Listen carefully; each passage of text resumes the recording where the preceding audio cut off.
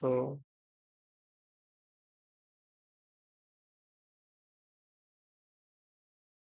ஒரு electron withdrawing group.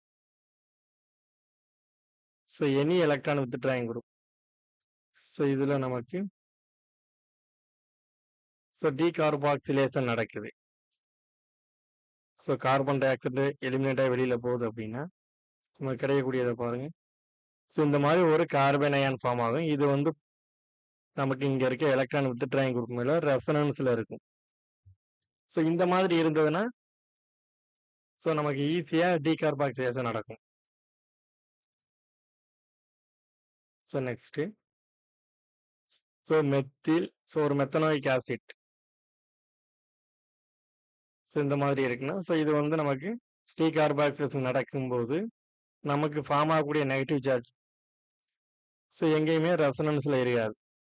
இந்த மாதிரி இருந்தது அப்படின்னா டீகார்பாக்சிலேஷன் நடக்காது. ஃபாஸ்ட்டாக நடக்காது. சரிங்களா? இந்த மாதிரி இருந்தது அப்படின்னா ஃபாஸ்ட்டாக நடக்கும். இதுதான் கண்டிஷன்.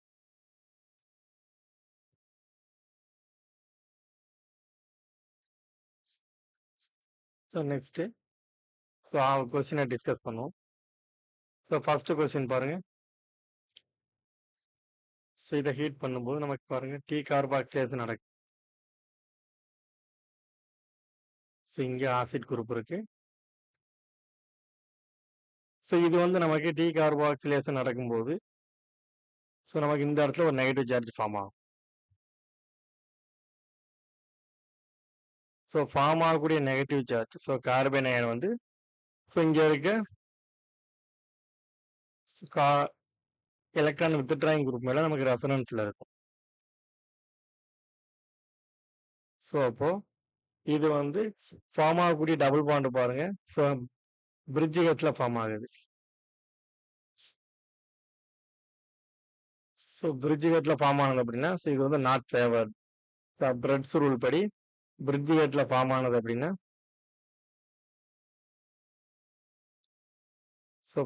பிரெட்ஸ் ரூல் படி நாட் ஃபேவர்.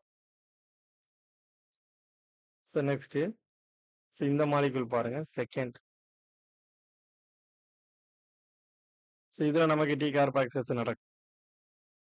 நடந்தது அப்படின்னா நமக்கு எப்படி இருக்குன்னு பாருங்க. இங்க ஆசிட் இருக்கு.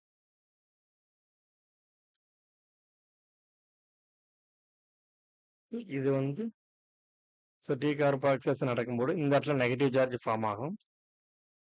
நெகட்டிவ் சார்ஜ் ஃபார்ம் ஆனதுன்னா இங்க ஃபார்ம் ஆகிற நெகட்டிவ் சார்ஜ் இங்க